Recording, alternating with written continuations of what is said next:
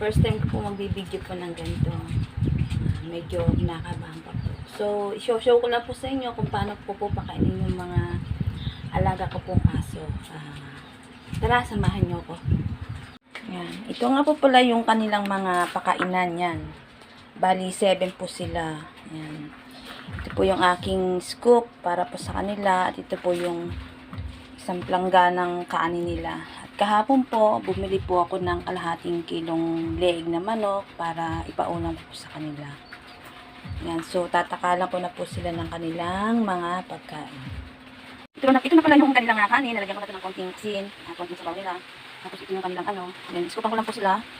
Bali, ganun lang po. Araw-araw po, ganun po ginagawa ko sa kanila. Yan. Ayun, lalagyan ko lang po ng sabaw.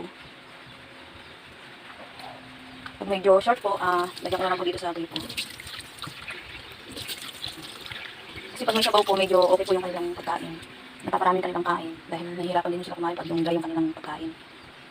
Lagyan ko po sila ng tikit-tikit sa scoop ng sabaw. Kaya pala may natira pang konting kanin, so isasama ko na siya dyan.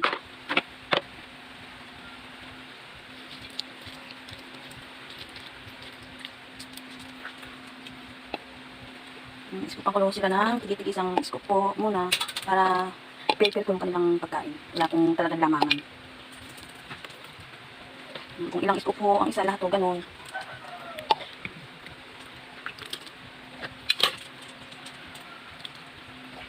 Ito, kain lang ng umagahan. Ganun po sila pakainin. Umaga, ilang beses po kami nakain. Ganun din po sila nakain. 3 beses din po. Kaya, lakas po namin sa bigas. Minsan po, binibilang ko sila ng bigas na yung mumurahin po. Yung NFA. Ayan.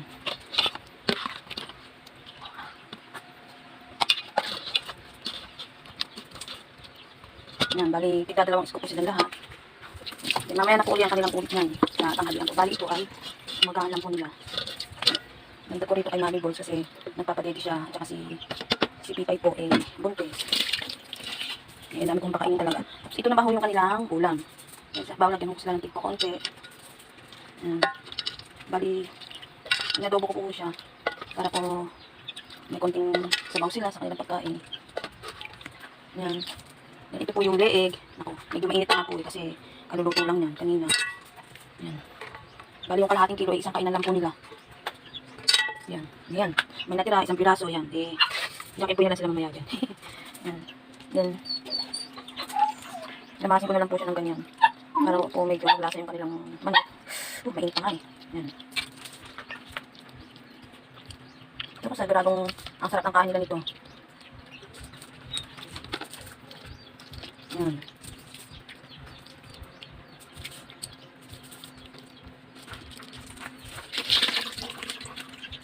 Yan po ang kanilang pagkain, naka-ready na po. So, ipamimigay ko na po sa kanila. Yan, naka-ready na po sila. Yan, si Bulag, si Amigo, si Pucholo. Yan, nandiyan na lahat sila. Si Boards, Pipay, si Bansot, si Balbon. Yan. So, waiting na lang po sila ng kanilang pagkain. Ipamimigay na po natin. Unahin po muna natin si Amigo. Ito po yung kay Amigo. Yan. Amigo. Yan. Yan, dyan talaga ang peso ni Amigo kasi ayan eh, takaw yan. Tapos pangalawa si Balbon. Ito ko pinapakaan si Balbon.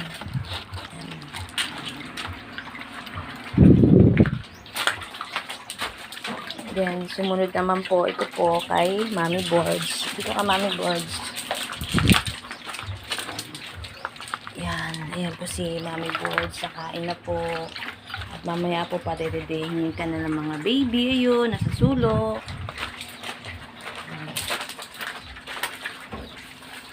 Ito po kay Pipay. Pipay. Ayan.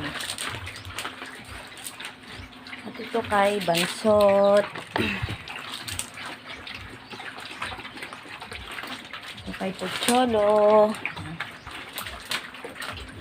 At ito kay Bulag. Bulag oh. So, ayan na po sila. Ayan. Nakain na po sila. Hiwa-hiwalay po sila na pinapakain ko gawa ng pag yung medyo magkakadikit eh. Nag-aaway po sila.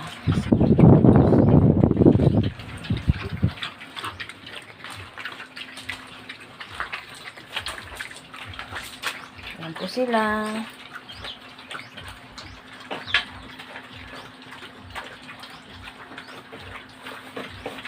So, thank you po ulit sa inyong panonood at pinakita ko lang po yung pinapakain kong mga aso.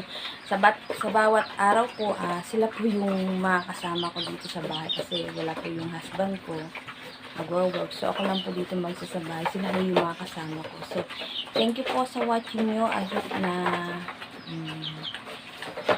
magustuhan nyo po. At ingat po tayo palagi. God bless po sa inyo lahat. See you next time on my video. Bye-bye!